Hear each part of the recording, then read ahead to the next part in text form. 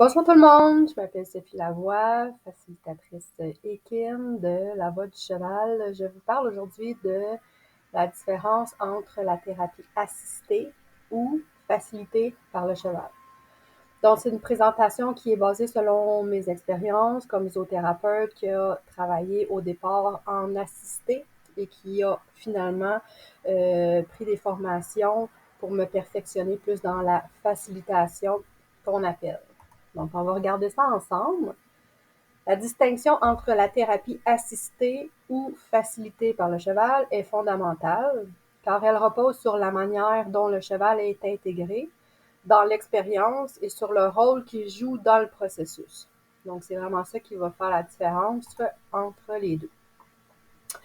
Donc, la thérapie assistée par le cheval. Là, si vous regardez le diagramme, c'est sûr que c'est possibilité que les pourcentages changent. Donc, c'est vraiment pour vous donner des grandes lignes. Fait que ça peut différer de l'espace que le cheval occupe dans le processus thérapeutique, le zoothérapeute ou le participant. Bien évidemment que tout ça, ça bouge selon les besoins des participants et aussi selon l'autonomie du participant dans son processus de transformation à lui. Donc, on va commencer par le rôle du cheval. Donc, le cheval est un outil thérapeutique dans cette approche, c'est-à-dire un moyen pour l'intervenant d'atteindre à des objectifs spécifiques. Il est un participant passif. Donc, le cheval, il est plus passif, il va être un outil d'intervention, il va être là comme un support émotionnel, il va être là comme un support pour la motivation, un support à l'apaisement, un support aux apprentissages, par exemple à la maîtrise des émotions. Donc, le cheval est vraiment un outil. Le processus d'intervention va être plus dirigé entre le participant et le zoothérapeute. Donc, c'est sous forme souvent de discussion, sous forme d'intervention qui vont être beaucoup plus mobilisées et encadrées par le zoothérapeute et le participant. Donc, le cheval il est comme en backup. L'objectif, le cheval, est présent dans le processus, mais l'interaction entre le participant et le cheval est guidée presque entièrement par le thérapeute pour mener à des résultats précis dans un cadre précis. Donc, on appelle ces types d'approches équitation thérapeutique, thérapie assistée par le cheval, la zoothérapie traditionnelle, l'équicoaching, l'équithérapie. Donc, on peut avoir différents noms et différentes orientations d'intervention.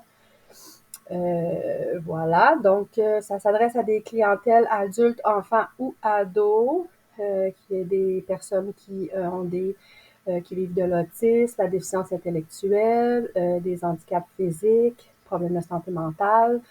Donc, ce type d'intervention-là, le rôle du cheval va être attribué selon les besoins des participants. Plus les participants ont des besoins spécifiques, moins qu'ils sont dans la capacité de se prendre en charge dans leurs apprentissages puis dans leur transformation personnelle, ben plus le zoothérapeute doit encadrer et plus il y a des objectifs précis, des interventions précises, un cadre précis pour bien encadrer le participant dans son expérience avec le cheval. Donc voilà. Pour la thérapie facilitée par le cheval, encore là, les pourcentages changent. On peut voir globalement que le cheval et le participant ont le même taux de participation, donc ils sont engagés à part égale dans le processus de découverte, dans le processus d'éveil à soi, d'apprentissage. Fait que le cheval est vraiment actif dans le processus, fait qu'il est au cœur du processus thérapeutique. Et le zoothérapeute, lui, c'est lui qui va être en backup, fait qu'il va encadrer,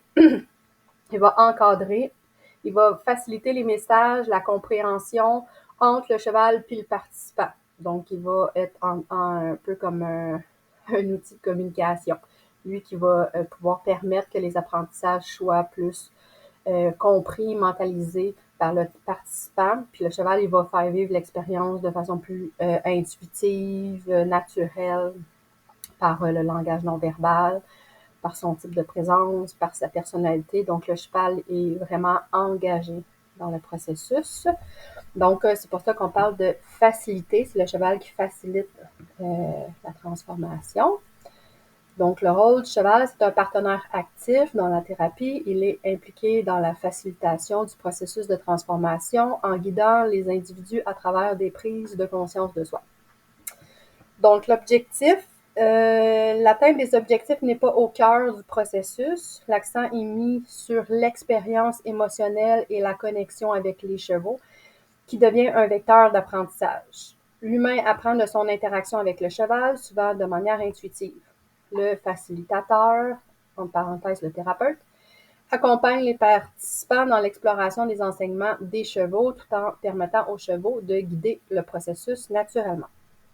Donc, le type d'approche s'appelle le mieux-être facilité par le cheval ou le leadership facilité par le cheval. Donc, c'est la même approche. Donc, pour les clients, c'est souvent plus adultes, un petit peu adolescents. Ça peut être des personnes qui vivent des problèmes de santé mentale ou non. Ça peut être adressé à monsieur, madame, tout le monde. Donc, cette approche-là, elle est vraiment plus ouverte dans les objectifs, puis dans le processus d'exploration personnelle, puis d'apprentissage, parce que la personne a le plus de capacité de se prendre en charge dans la découverte de soi, dans l'exploration du lien à l'autre, dans ses prises de conscience, dans ce qu'elle souhaite transformer en elle.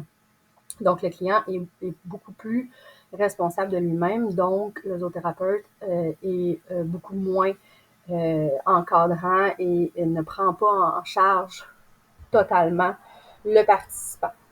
Donc, voilà. Donc, pour la conclusion, la zoothérapie traditionnelle forme des thérapeutes à la méthode assistée où les animaux, notamment les chevaux, sont utilisés comme des outils thérapeutiques pour accompagner le processus de guérison.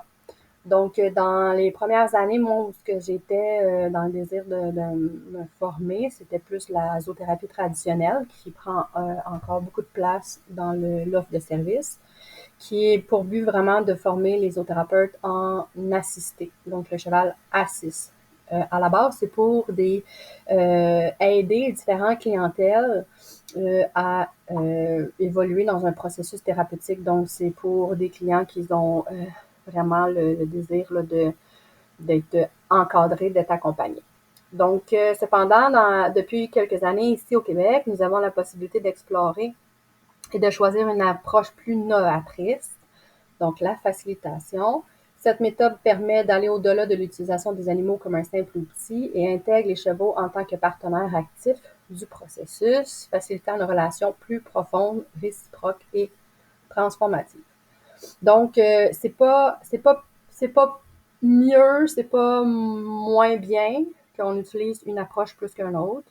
C'est juste que quand plus le cheval est impliqué, ben plus la relation et les apprentissages vont être profonds chez la personne qui a évidemment les capacités de s'observer et de participer à son propre cheminement personnel.